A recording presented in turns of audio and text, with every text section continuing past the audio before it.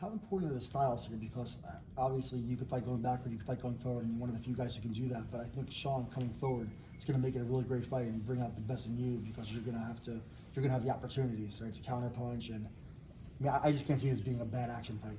Yeah, it's gonna be good. But like you said, and like you heard, his dad say, they gotta change up their whole game plan, their approach, how they gonna approach Terence Crawford.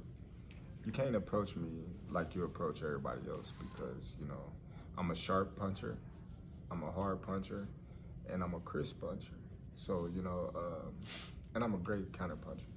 You got to be aware of all those traits when getting reckless and, doing things that can lead you in a bad position.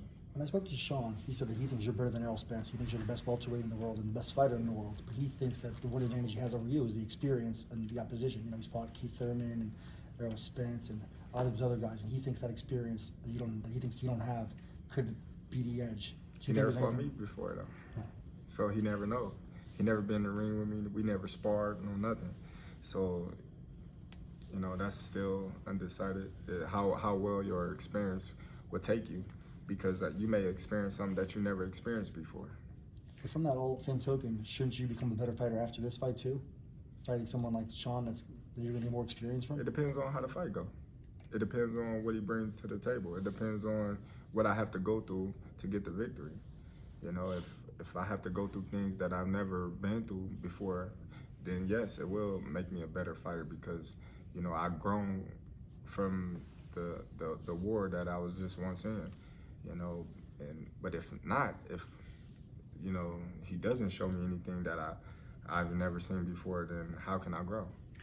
Terence, those disparaging comments that you always hear about the quality of your competition and that you haven't fought the PBC guys were actually said on stage. I know you started to reply, but you got kind of shut down by Bob Arum saying it's a new era.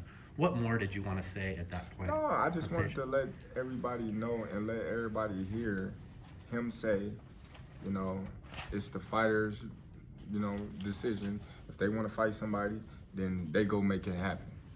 So that right there shows and tells you right there that it wasn't Terence Crawford holding up the fights, because I've been calling for it. I didn't went in Bob, Arum's office and say, listen, give me this fight. This is the fight I want. Yeah, is it the fight? You feel like it is the fighters that can make it happen? Of course, because at the end of the day, I've been saying this for so long. They work for us. Yeah, but those guys that were saying that were the ones blocking the fight, right? They work for us. Yeah. If you tell them, listen, I'm not fighting until I fight this guy. This is the guy I want to fight, and you put your foot down. They may try to tell you, well, we can get more money, we can do this, we can go this way, and then we can do this. There's no reason, but that's why you got advisors, that's why you got managers, and that's why you got people, to navigate your career, because, you a fighter.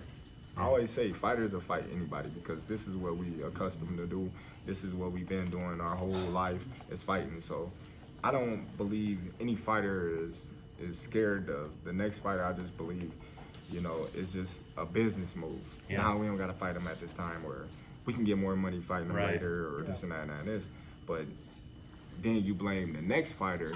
You blame the next fighter for wanting to fight, and the fight's not being made, and you blame him for the fight not being made when it's not him.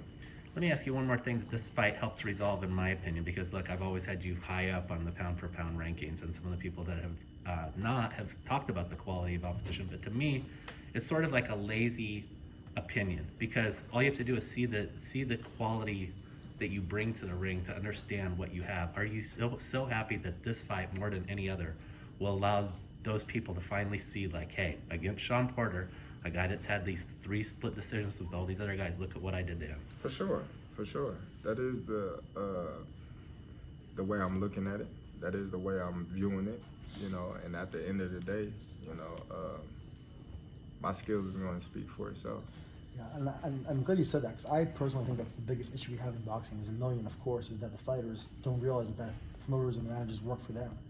Like, Shawn Porter, he demanded this fight. That's why it's happening. Definitely. He didn't take no for an answer. And I guess I know that you were always looking for these fights, but maybe you did it, I'm not privy, but did you ever go to them and say, look, I'm not fighting anyone. You have to find this fight. If you can deliver it and then get to that point. My two fights was Pacquiao and Spence. Them was the two fights that I was looking for. I wasn't looking for any other fights. Right. You know, to be honest, I didn't care about the title. I didn't care about none of that. I just wanted them two fighters.